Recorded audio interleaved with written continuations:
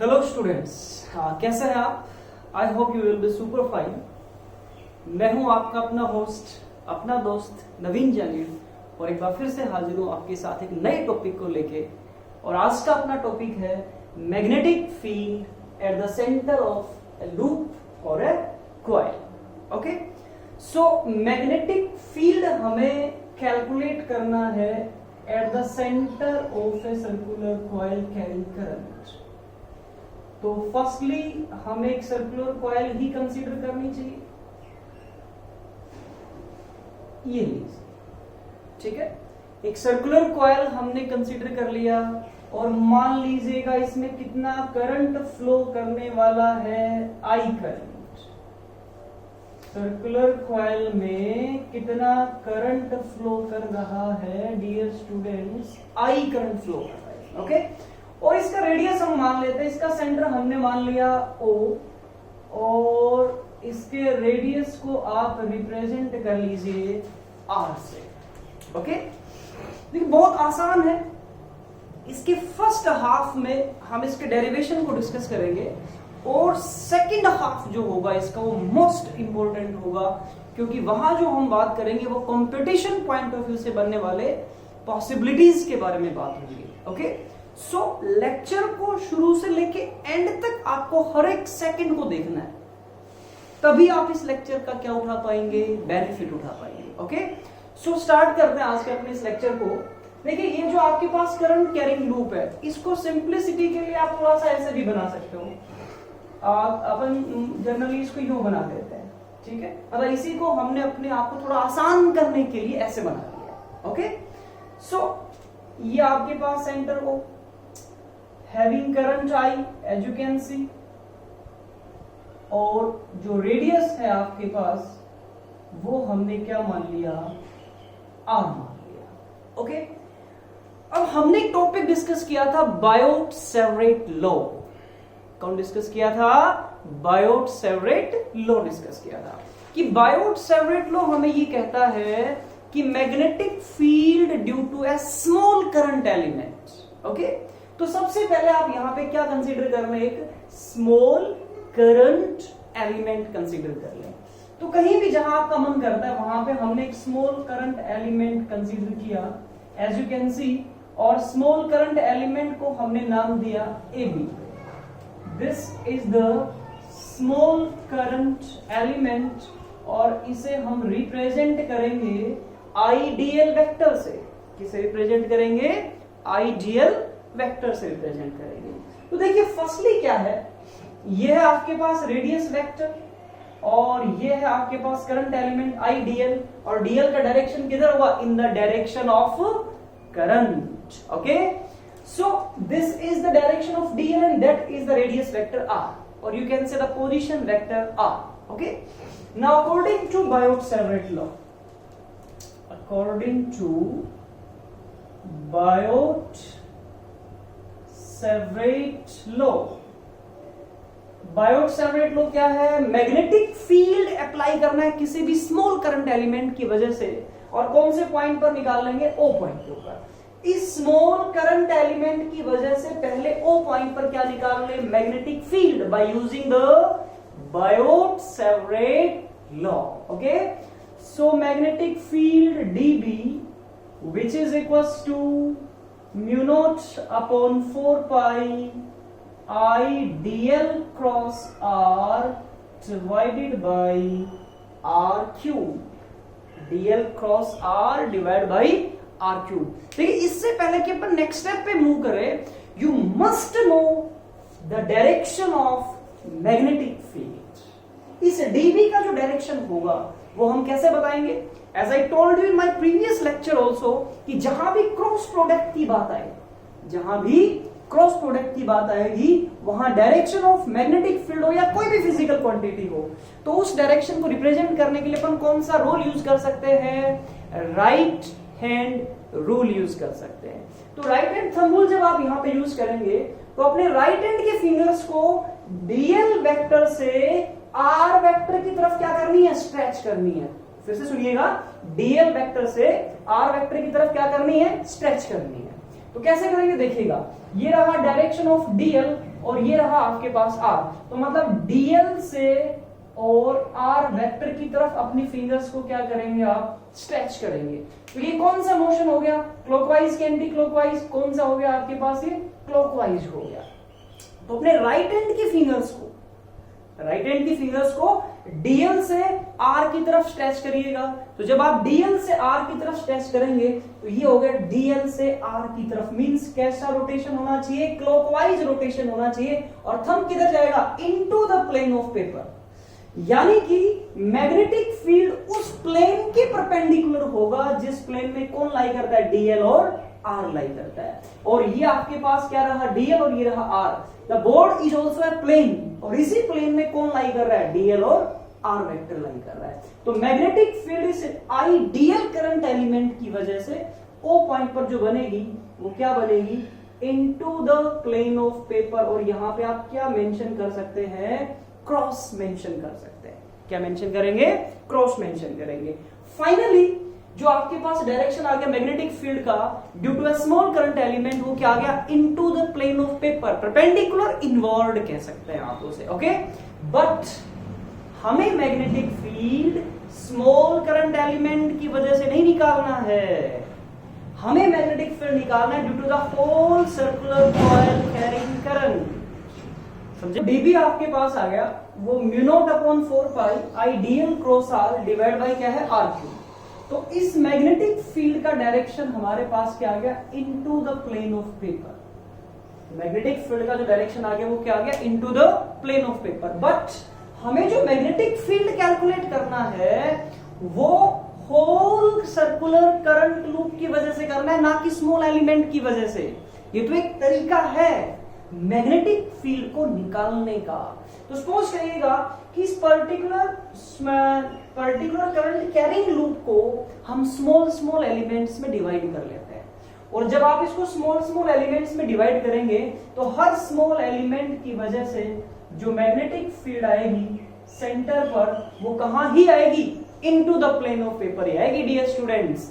That's why उन सभी magnetic fields को क्या करेंगे अपन, ऐड करेंगे, तो क्या आएगा, टोटल मैग्नेटिक फील्ड आएगा। ओके, सो टोटल निकालने के लिए हम क्या कर लेंगे, इसका इंटीग्रेशन कर लेंगे। टोटल निकालने के लिए क्या कर देंगे, इंटीग्रेशन कर देंगे इसका।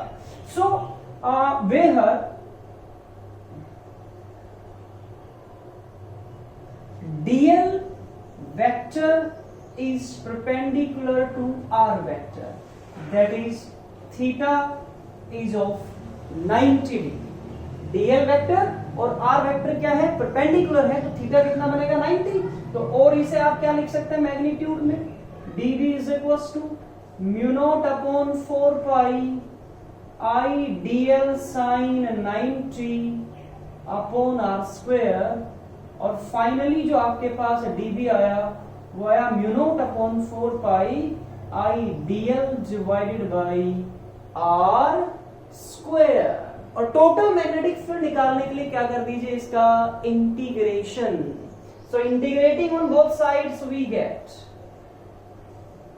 इंटीग्रेटिंग ऑन बोथ साइड्स, दोनों तरफ क्या करिएगा, इंटीग्रेशन। तो dv का इंटीग्रेशन क्या हो गया, b integration mu naught upon 4 pi I dl upon r square. Okay, so यहां से जो मैग्नेटिक फील्ड आपके पास आएगा वो आया म्यू नॉट अपॉन 4 पाई आई बाहर लिखिए, r स्क्वायर बाहर लिखिए, इंटीग्रेशन dl। और क्योंकि इंटीग्रेशन dl को क्या लिखा जा सकता है, 2 pi r circumference of the circle. Actually क्या है, dl स्मॉल लेंथ है और इंटीग्रेशन करते ही क्या बन गया, टोटल लेंथ बन गया आपके पास। Okay, so that's why b is equals to आया mu naught I upon 4 pi r square into 2 pi r। और r से r आप क्या करेंगे, कैंसिल करेंगे, पाई से पाई कैंसिल करेंगे और 2 से 2 कैंसिल करेंगे। सो फाइनली जो आपके पास मैग्नेटिक फील्ड आया सेंटर पर वो आया B is equals to mu naught I upon 2R। तो जो मैग्नेटिक फील्ड आ गया सर्कुलर कॉइल कैरिंग करंट के सेंटर पे, जो मैग्नेटिक फील्ड है वो आया mu naught I upon 2R। But अगर आप न्यूमेरिकल पॉइंट ऑफ व्यू से बात करेंगे डियर स्टूडेंट्स, तो ये वाला फॉर्मूला बहुत कम यूटिलाइज होता है एक्चुअली।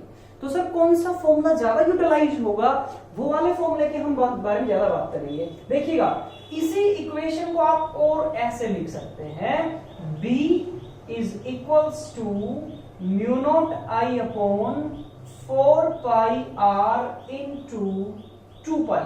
देखिए R से R तो हमने कैंसिल ही रख लिया, ओके, और पाई को ऐसे कैसे रखा, 2 ऐसे, नीचे क्या बचा 4 पाई R।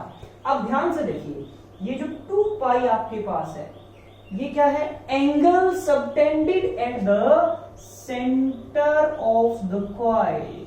2 पाई क्या है, angle subtended at the centre of the coil. So B is equals to mu naught I upon 4 pi R, और इनटू आप इसे क्या लिख सकते हैं, angle subtended at the center of the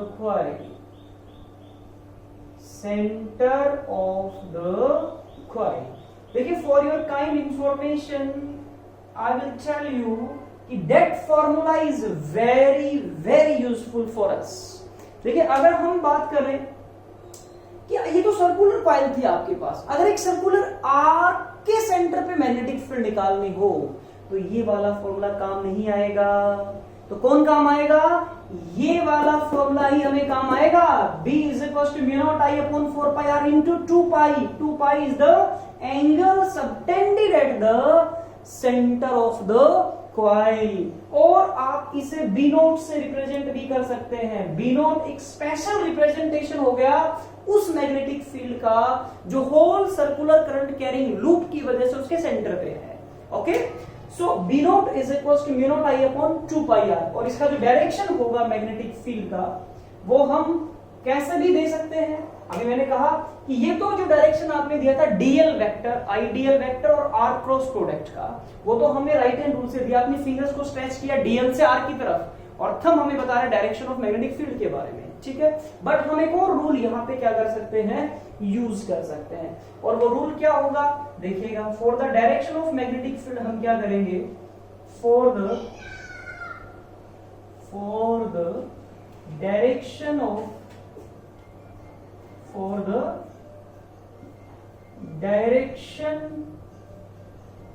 magnetic field के डायरेक्शन के लिए हम क्या करेंगे डियर स्टूडेंट्स, हम यहां राइट हैंड थंब रूल को फिर से यूज करेंगे। राइट हैंड थंब रूल, फिर से हम अपने कौन से रूल को यूज करेंगे, right hand thumb rule, but लगाने का तरीका डिफरेंट होगा इस बार। अभी क्या करेंगे, हम अपने फिंगर्स को स्ट्रेच करेंगे इन the direction of current, fingers को स्ट्रेच करेंगे इन द डायरेक्शन ऑफ करंट, और एक्सटेंडेड थंब आपको बताएगा direction of magnetic field lines के बारे में। तो कैसे करेंगे, as you can see in this particular loop, the direction of current is clockwise. So you just stretch your fingers in clockwise direction, and extended thumb tells us about the direction of magnetic field. तो magnetic field जो आएगी वो किधर आएगी, into the plane of paper, perpendicular रहेगी इसके, okay. So ये है आपके पास the rule to find the direction of magnetic field। अभी एक छोटा सा काम और करते हैं अपन इसमें कि how to draw the pattern of magnetic field lines. How to draw the pattern of magnetic field lines due to a circular coil carrying current. अगर इसके मैग्नेटिक फील्ड लाइंस का पैटर्न अगर हमें ड्रॉ करना है तो as you can see in that side, देखिएगा ये मैग्नेटिक जो आपके पास करंट कैरिंग लूप है वो है, सर ये करंट कैरिंग लूप आपने कैसे बना दी, इसका जो पोजीशन है क्या है, perpendicular to the plane of paper. ये वाला जो लूप रखा गया एक्चुअली ये पेपर के परपेंडिकुलर है, और ये हमने कैसे रखे हैं, parallel to the plane of paper. ये वाला लूप जो आप देख रहे हैं ये इसका जो पोजीशन है वो क्या है, parallel to the plane of paper. ये वाले दोनों लूप कैसे रखे गए, parallel to the plane of paper, but ये वाला लूप मैंने कैसे रखा, perpendicular, perpendicular to the plane of paper. Plane of paper के कैसे रखा गया है, इसको परपेंडिकुलर रखा गया है। और करंट का डायरेक्शन आप डिसाइड कर लें अपनी मर्जी से, either you can flow the current clockwise और anti clockwise, this is the direction of current. अब अपनी फिंगर्स को स्ट्रेच करिए in the direction of current, thumb कहा जाएगा वर्टिकल डाउनवर्ड। देखिए फर्क देखना ध्यान से कि यहां थंब या तो परपेंडिकुलर इनवर्ड होता या परपेंडिकुलर आउटवर्ड होता, क्योंकि लूप कैसे रखा हुआ है, parallel to the plane of paper रखा हुआ है। तो जो मैग्नेटिक फील्ड की लाइंस की डायरेक्शन आएगी वो क्या आएगी, perpendicular to the plane of paper आएगी। बट यहां लूप को ही हमने कैसे रख लिया, perpendicular to the plane of paper. तो मैग्नेटिक फील्ड लाइंस कैसे बनेगी, parallel to the plane of paper. Magnetic field lines कैसे बनेगी, parallel to the plane of paper. और डायरेक्शन कैसे बताएंगे, वही अपना राइट हैंड रूल जो आप देख सकते हैं उधर। तो इसके अकॉर्डिंग जो मैग्नेटिक फील्ड लाइंस का पैटर्न होगा वो कुछ ऐसा होगा, dear students, this is the pattern of magnetic field lines due to a circular coil carrying current. और आप सभी मैग्नेटिक फील्ड लाइंस की डायरेक्शन को वन बाय वन करके क्या कर दें, रिप्रेजेंट कर दें। ये लीजिए, this is the pattern of magnetic field lines due to a circular coil carrying current. Okay, I hope this topic is very much clear to you. But इसमें एक और पॉसिबिलिटी है जो आप और हम क्या करेंगे, अभी डिस्कस करेंगे। कि मान लो कि अभी जो हमने मैग्नेटिक फील्ड निकाली है वो होल सर्कुलर कॉइल की वजह से निकाली है। अगर आपको सर्कुलर कॉइल ना देके एक आर्क दे दिया जाए, सर्कुलर करंट कैरिंग आर्क दिया जाए जिसका लेंथ L, और उसके सेंटर पे अगर हमसे मैग्नेटिक फील्ड निकलवा ले तो फिर हम कैसे निकालेंगे, है ना इंपॉर्टेंट। तो उसी चीज को हमें समझना है। मैग्नेटिक फील्ड जब हमें निकालनी है वो कहां निकालनी है, at the centre of a circular arc. इसी का स्पेशल केस है बेटा ये। तो कैसे अपन डिस्कस करेंगे इस पैटर्न को, देखिएगा ध्यान से।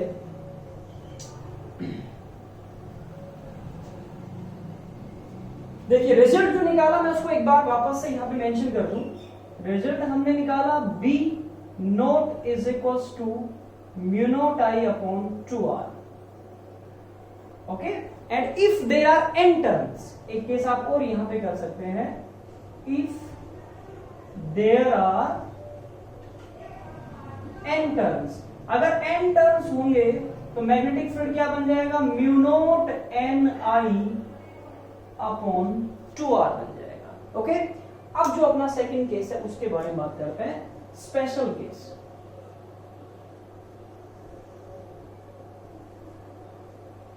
स्पेशल केस क्या है देखिएगा। स्पेशल केस क्या है, पहला स्पेशल केस हम ये पढ़ने जा रहे हैं, magnetic field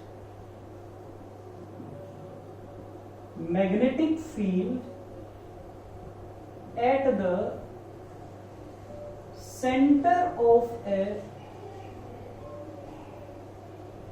circular arc carrying current. Magnetic field at the center of a circular arc carrying current. Suppose करिएगा कि ये एक सर्कुलर आर्क है आपके पास और इसमें जो करंट फ्लो कर रहा है वो कितना कर रहा है I, और इस आर्क का जो लेंथ है वो कितना है L। आर्क का लेंथ कितना है L, और मान लीजिए कि ये आर्क का क्या है, सेंटर है, और इसका रेडियस हम R मान लेते हैं, कोई दिक्कत वाली बात नहीं है। ध्यान से देखिएगा, यही इंपॉर्टेंट पार्ट है। इसका रेडियस क्या है R, और ये एंगल आपने क्या मान लिया, अल्फा। तो इन टाइप वाली प्रॉब्लम्स के लिए हमने जो फॉर्मूला यहां पे ड्राइव किया था, याद कीजिए, B is equals to mu naught I upon 4 pi R into 2 pi, and this is the angle subtended at the centre. तो इस फॉर्मूले को थोड़ा सा मॉडिफाई करेंगे आप यहां पे, तो आपके पास मैग्नेटिक फील्ड क्या बनेगा, basically B is equals to mu naught I upon 4 pi R और इनटू आपके पास एंगल सेंटर पे कितना बना रखा आर्क ने, अल्फा। तो ये वाला फॉर्मूला आपके पास एप्लीकेबल होगा इस टाइप वाली प्रॉब्लम्स का क्या निकालने के लिए, मैग्नेटिक फील्ड निकालने के लिए at the centre. And how to find the direction of this magnetic field, वही अपने पास रूल यूज करना, हमें कौन सा, अपना राइट हैंड रूल यूज करना है। अपने फिंगर्स को स्ट्रेच करो इन द डायरेक्शन ऑफ करंट, और थंब हमें क्या बताएगा, डायरेक्शन ऑफ मैग्नेटिक फील्ड के बारे में। तो यहां पे जो मैग्नेटिक फील्ड आएगी वो बेसिकली क्या आएगी, into the plane of paper. Magnetic field क्या आएगी, into the plane of paper आएगी। Okay, so this is the important part. By using this formula we can calculate the magnetic field of the circular arcs carrying current। ठीक है, competition point of view से या numerical point of view से हम बात करें तो ये वाला पार्ट ज्यादा इंपॉर्टेंट है आपके लिए। ओके, चलिए एक और क्वेश्चन हम ऐसा ही डिस्कस करते हैं इसी फॉर्म में। सपोज करिएगा कि मैंने एक आर्क आपको इस फॉर्म में दिया, मैं इसको मिटा देता हूं जरा, ये मिटा दीजिए आप, और एक ऐसे ही क्वेश्चन की स्टडी करते हैं अपन कि कैसे अपन मैग्नेटिक फील्ड निकालेंगे। सपोज करिएगा कि एक आर्क आपको ऐसे दिया गया, ये ऐसे और ये ऐसे, और फाइनली करंट ऐसे जा रहा है, यूं गया, फिर ऐसे आया, फिर यूं गया और फिर ऐसे आया।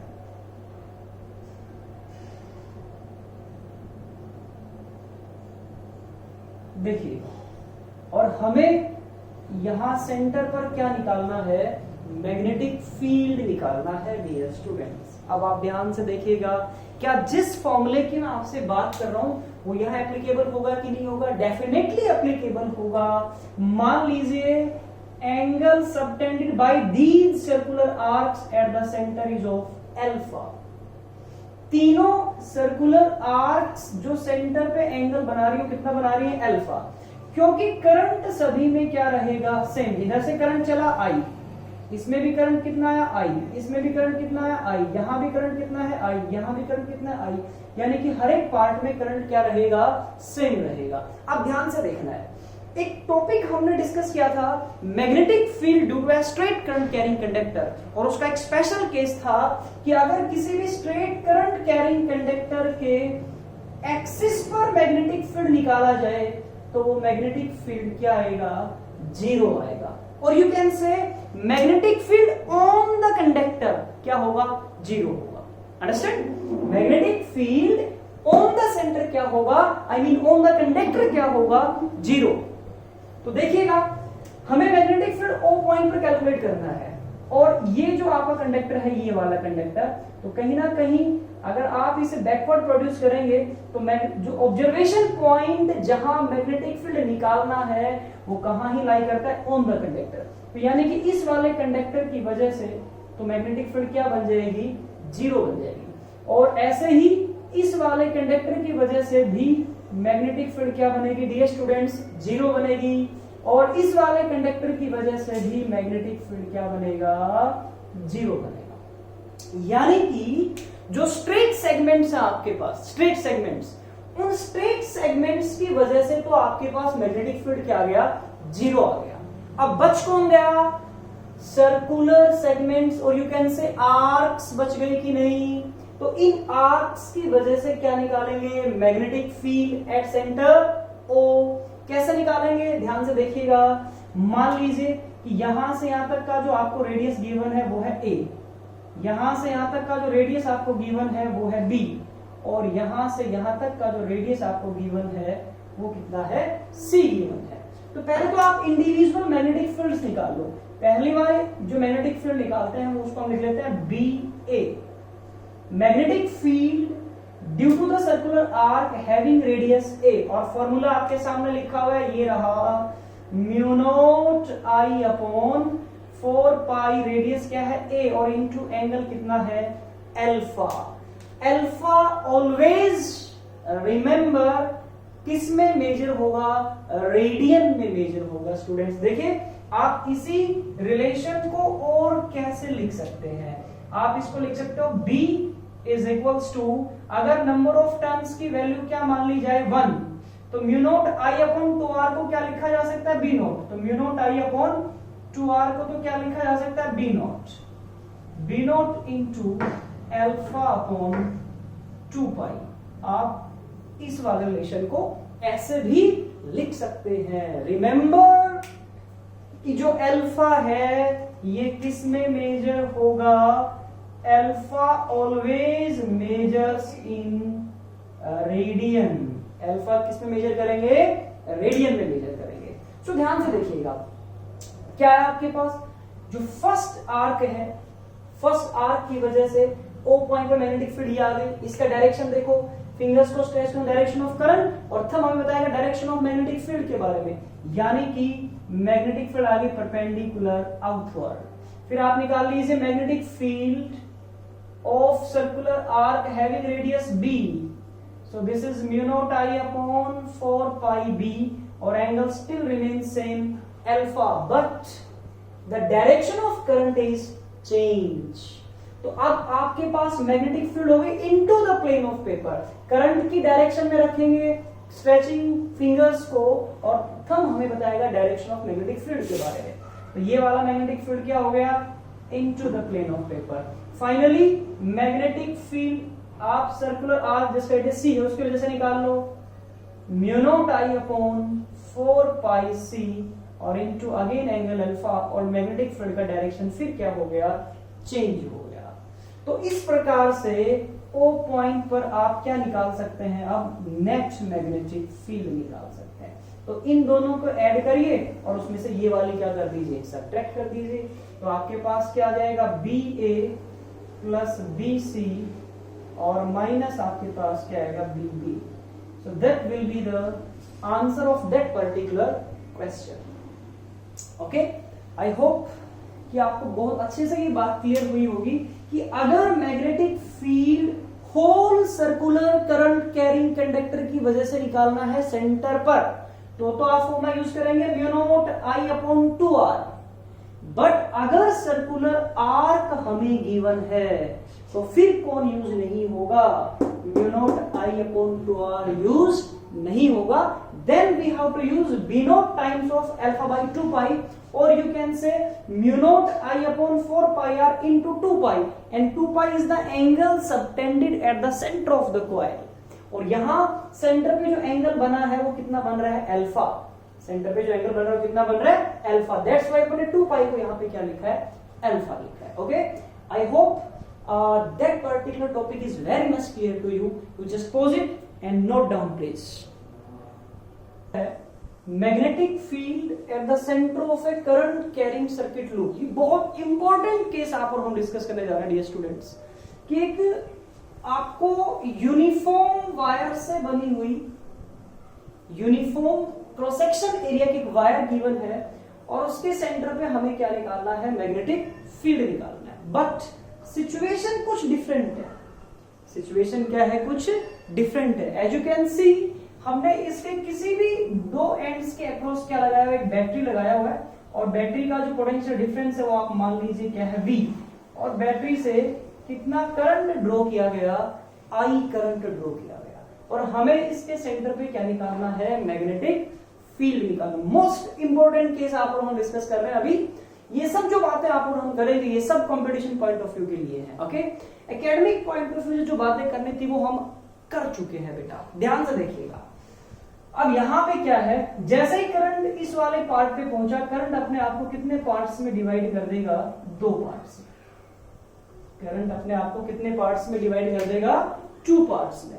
तो सपोज कर लीजिए कि ये जो आपके पास पोर्शन है ए, बी और सी, इस वाले पोर्शन में जो करंट आया वो कितना आ गया, I1, और ए, DC, इस वाले पोर्शन में जो करंट आया वो कितना आ गया, I2। मींस अब हमें दो सर्कुलर आर्क की फॉर्मेशन हो गई। अगर आप ध्यान से देखेंगे तो मान लीजिएगा कि ये इसके सेंटर पे हमें निकालना है मैग्नेटिक फील्ड, तो ये वाला एंगल अपनी मर्जी से मान लीजिए आप, ये वाला एंगल, इस वाले एंगल को हमने मान लिया डियर स्टूडेंट्स α1, और ये वाला जो angle as you can see, ये वाले एंगल को हमने मान लिया α2। मींस आपके पास दो सर्कुलर आर्क बन रही है। एक कौन सी बन गई, ABC, और ये अपने सेंटर पे कितना एंगल सबटेंड करती है, α1, और एक सर्कुलर आर्क बन गया ADC, और ये अपने सेंटर पे कितना एंगल सबटेंड करती है, α2। सो अभी हमने डिस्कस किया 2-3 मिनट पहले कि how to find the magnetic field of a circular arc carrying current, और उसका रिजल्ट आप जानते हैं। तो अपन पहले निकालते हैं मैग्नेटिक फील्ड, कौन से आर्क का निकाल लेते हैं, ABC आर्क का निकाल लेते हैं। ABC वाले आर्क का क्या निकाल लेंगे, मैग्नेटिक फील्ड। और सपोज करिएगा कि इसका रेडियस क्या है R, तो आप क्या लिखोगे, म्यू0 I1, क्योंकि इस वाले पोर्शन में करंट कितना है, I1, ये अल्फा है, लेक्चर में क्या है, अल्फा। तो करंट क्या है, म्यू0 I1 upon 4 pi R into angle subtended at the centre कितना है डियर स्टूडेंट्स, α1। अब इसका डायरेक्शन भी निकाल लीजिए आप। करंट के डायरेक्शन को देखिए क्या है, करंट का डायरेक्शन है क्लॉकवाइज, तो फिंगर्स को स्ट्रेच करिएगा, क्लॉकवाइज थंब जाएगा, vertically I mean perpendicular inward, perpendicular inward. तो इसके सामने मैं क्या लगा देता हूं, क्रॉस लगा देता हूं। This is the direction of magnetic field. अब हम क्या निकाल लेते हैं, मैग्नेटिक फील्ड कौन से वाले पोर्शन का निकालेंगे, ADC। फॉर्मूले में कोई चेंज नहीं आएगा, बस डेटा चेंज कर दीजिएगा, और इनटू क्या आ जाएगा, α2। और ये वाली मैग्नेटिक फील्ड का डायरेक्शन देखो, यहाँ पे करंट का डायरेक्शन हो गया चेंज, ये कैसे आ गया, एंटी क्लॉकवाइज। तो फिंगर्स को स्ट्रेच करो, एंटी क्लॉकवाइज, थंब बताएगा डायरेक्शन ऑफ मैग्नेटिक फील्ड के बारे में। तो ये मैग्नेटिक फील्ड क्या आएगी, out to the plane of paper. अब नेट मैग्नेटिक फील्ड आपको निकालना है, तो ऑब्वियसली वो हमें ये देखना पड़ेगा कि magnetic field ABC is greater than magnetic field ADC, और magnetic field ADC is greater than magnetic field ABC। तो हम नेट मैग्नेटिक फील्ड इजीली क्या कर पाएंगे, कैलकुलेट कर पाएंगे। बट उससे भी कहीं ज्यादा एक इंपॉर्टेंट रिजल्ट मैं आपको बताने वाला हूं। क्या, हमने इनको डिवाइड कर लिया, ABC magnetic field ADC, divide करिएगा जरा, क्या आएगा, mu naught I1 upon 4 pi R into α1 divided by mu naught I2 divided by 4 pi R into α2। और इसी स्टेप को आप और क्या लिखेंगे, this is mu naught I1 upon 4 pi R α1 into, ये वाला पॉइंट ऊपर चला जाएगा डिनोमिनेटर से न्यूमरेटर में, एंड दिस इज म्यू0 I2 α2। कुछ कैंसिल करिएगा, 4 पाई R से 4 पाई R, म्यू0 से म्यू0 क्या हो गया, कैंसिल हो गया। तो फाइनली जो आपके पास बच गया BABC और BADC, वो क्या आ गया डियर स्टूडेंट्स, देखिएगा I1 α1 डिवाइडेड बाई I2 α2। इसे मानिए इक्वेशन फर्स्ट, इसे क्या मानिए इक्वेशन फर्स्ट। हम डायरेक्टली क्या निकाल देंगे, मैग्नेटिक फील्ड निकाल देंगे इसके सेंटर पे। बस थोड़े पेशेंस के साथ सुनते जाएं और देखते जाएं। आई होप कि जब रिजल्ट आएगा तो आपको बहुत ही इंटरेस्ट आने वाला है उस रिजल्ट को लेके, कि यू कांट थिंक रिजल्ट ये भी हो सकता है। और इसका नहीं, ऐसे हर सर्कुलर लूप और हर ऐसे ज्योमेट्री का रिजल्ट क्या होगा, जो इसका आएगा वही होगा। वो ज्योमेट्रीज के बारे में वो मैं आपको बताऊंगा इसके जस्ट बाद में, जहां सेंटर पे मैग्नेटिक फील्ड को आप डायरेक्ट लिख सकते हैं। तो कैसे लिखेंगे, पहले इसको प्रूफ कर लेते हैं। अब देखिएगा, ध्यान से देखेंगे आप कि जो A और C पोर्शन है, इसके अक्रॉस अगर हम बात करते हैं ए बी सी और A D C both are connected in parallel, दोनों कैसे कनेक्टेड है? पैरेलल में। तो according to coulomb's law V is equal to क्या होता है? I R, I1 R1 which is equals to I2 R2, क्योंकि पैरेलल में पोटेंशियल डिफरेंस दोनों के क्रॉस क्या होगा? सेम होगा। तो यहां से आप क्या निकाल सकते हैं कि I1 बाई I2 का वैल्यू क्या आ गया? R2 by R1।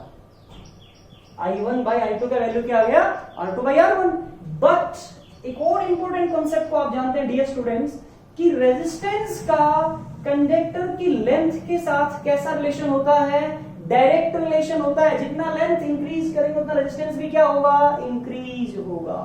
तो इसी वाले स्टेप को और क्या लिखा जा सकता है? तो आप इसको लिखेंगे और I1 by I2 is equals to, this is called L2 by L1। क्या लिखेंगे?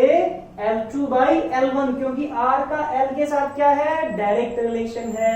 तो इसे मान लीजिए इक्वेशन सेकंड। ओके, बस थोड़े से पेशेंस के साथ सुनना है अभी आपको। और हमें पता है कि जो एंगल होता है, एंगल जो होता है वो बेसिकली क्या होता है? Arc upon radius. तो अगर मैं अल्फा 1 यहां से निकालना चाहूं, अल्फा 1, तो देखो ए बी सी पोर्शन की लेंथ क्या है? L1 और ए डी सी पोर्शन की लेंथ क्या है? L2। तो देखिएगा आर्क क्या हो गया? L1 और रेडियस क्या है? R। ऐसे ही जब आप अल्फा 2 निकालेंगे तो क्या आ जाएगा? L2 बाई R, और इनको क्या कर लीजिए? डिवाइड कर लीजिए। Alpha 1 by alpha 2 is equals to क्या आएगा? L1 by R into R by L2। तो फाइनली अल्फा 1 बाई अल्फा 2 की वैल्यू आ गई L1 बाई L2, और इसे मानिए इक्वेशन 3। आई थिंक आपको डेफिनेटली मजा आ रहा होगा कि इक्वेशन सेकंड और इक्वेशन थर्ड को उठाओ और इक्वेशन फर्स्ट में पुट कर दो। क्या? देखिए कि I1 बाई I2 की जगह हम क्या लिख सकते हैं? L2 by L1।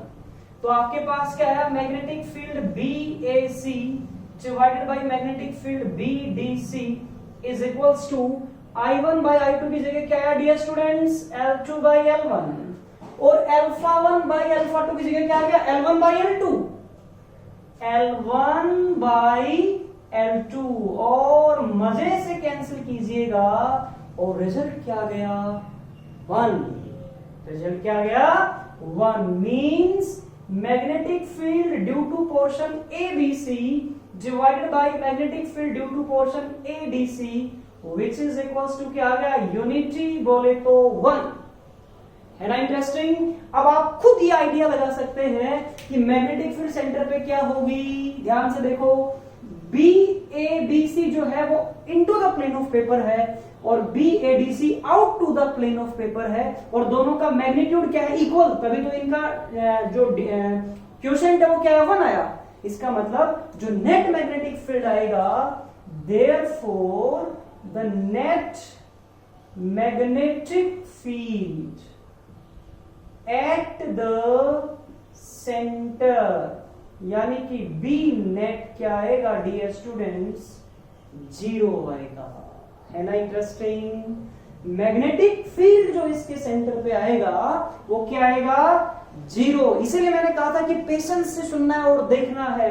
तो इस टाइप का जो यूनिफॉर्म डिस्ट्रीब्यूशन है, ये वायर, इस वायर की जो रेजिस्टिविटी है इस वाले पोर्शन की और इस वाले पोर्शन की क्या है? सेम। थिकनेस भी क्या है? सेम। ठीक है, तो देखो मैं क्लियर लिखा हुआ है, wire of circuit loop is uniform. Non uniform नहीं है। अगर ये नॉन यूनिफॉर्म का केस होता तो मे और may not be the magnetic field 0। Clear है ना? तो ये यूनिफॉर्म वायर का केस है, तो इसके सेंटर पे मैग्नेटिक फील्ड क्या आ गया? 0 आ गया। अब यहां एक बहुत इंपॉर्टेंट स्टेटमेंट मैं आपके साथ शेयर कर दूं कि therefore magnetic field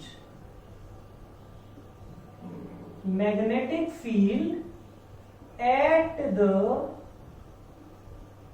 center of any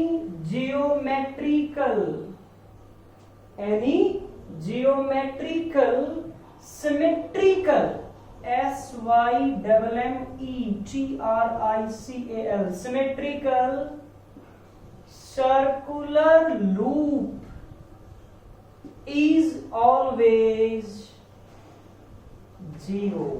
ये लीजिए स्टूडेंट्स, मोस्ट इंपोर्टेंट रिजल्ट हमने कैलकुलेट कर दिया कि magnetic field at the centre of any geometrical symmetrical होना चाहिए, symmetrical circular loop is always zero. Okay, कुछ और एग्जांपल देखो मैं आपको दे रहा हूं यहां पे, और आई होप कि आप बहुत ध्यान से देखेंगे उनको, तो डेफिनेटली आपको फायदा जरूर मिलेगा। देखिएगा जो लिखा है उसका क्या मीनिंग है। जैसे सपोज करिएगा मैं आपसे कहूं कि ये एक सर्किल है और ये सब यूनिफॉर्म डिस्ट्रीब्यूशंस है, यहां से करंट एंटर हुआ, मान लो कि ये पॉजिटिव, और यहां से करंट लीव हुआ, मान लीजिए कि ये नेगेटिव टर्मिनल है। और अगर आपसे पूछा जाए कि बताओ सेंटर पर मैग्नेटिक फील्ड कितना होगा, तो आंख बंद करके क्या लिख सकते हैं आप? जीरो। बोलिए है कि नहीं इंटरेस्टिंग? यही तो प्रूफ किया है मैंने अभी।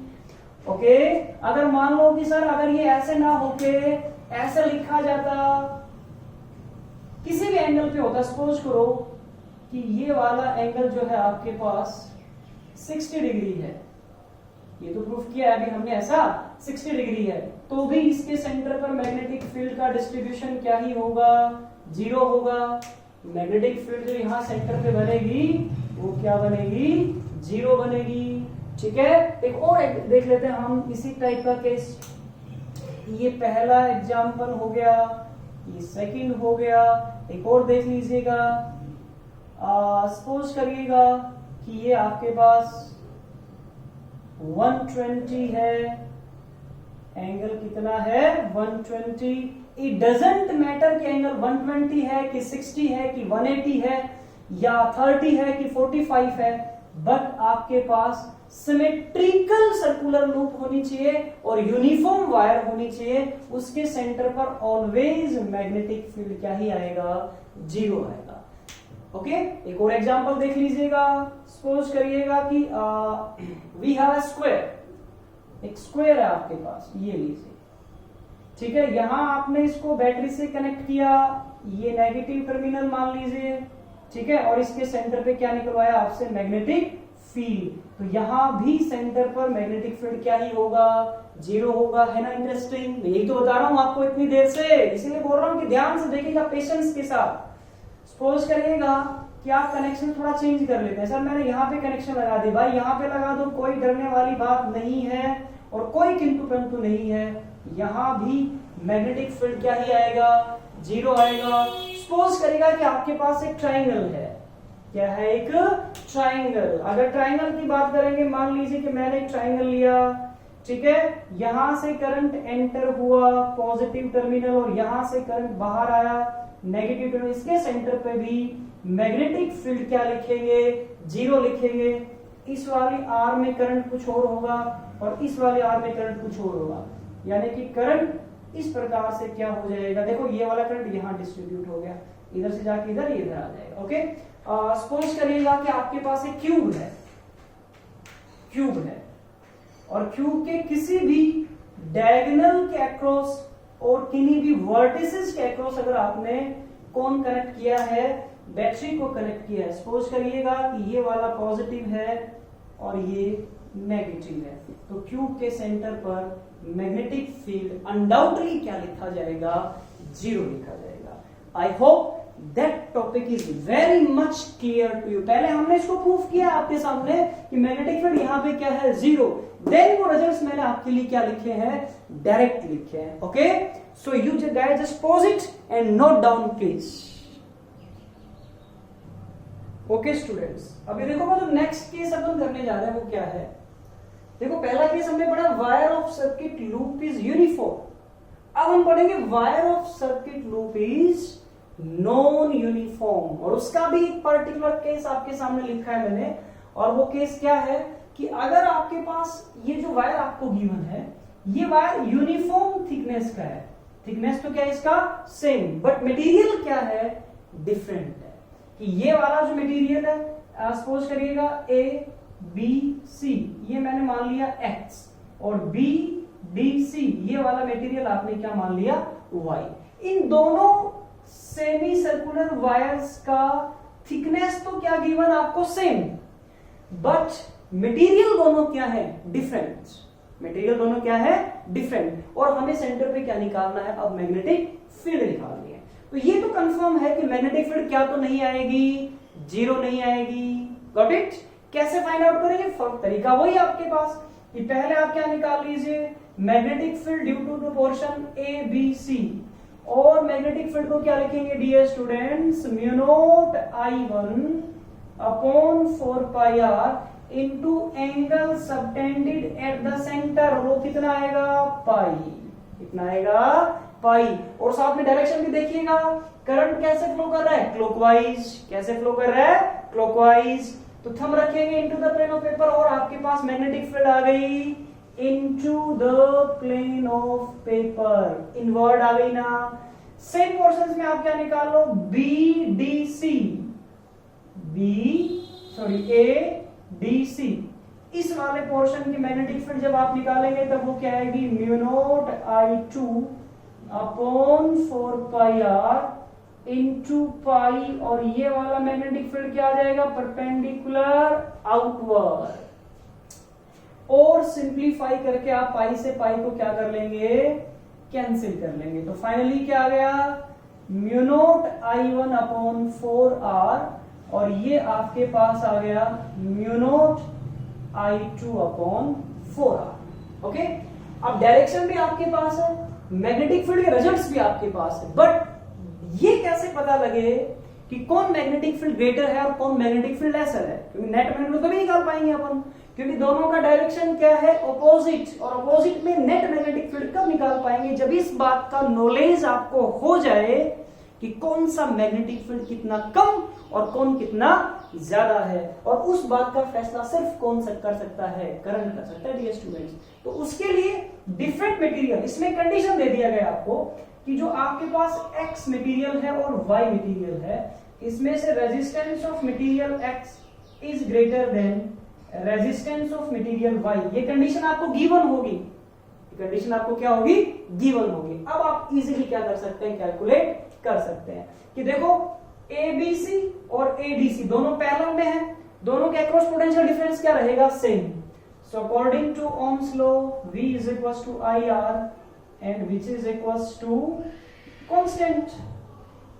ये तो क्या रहेगा कांस्टेंट रहेगा ना। तो इट मींस कि I का R के साथ कैसा रिलेशन है, इनवर्स रिलेशन है।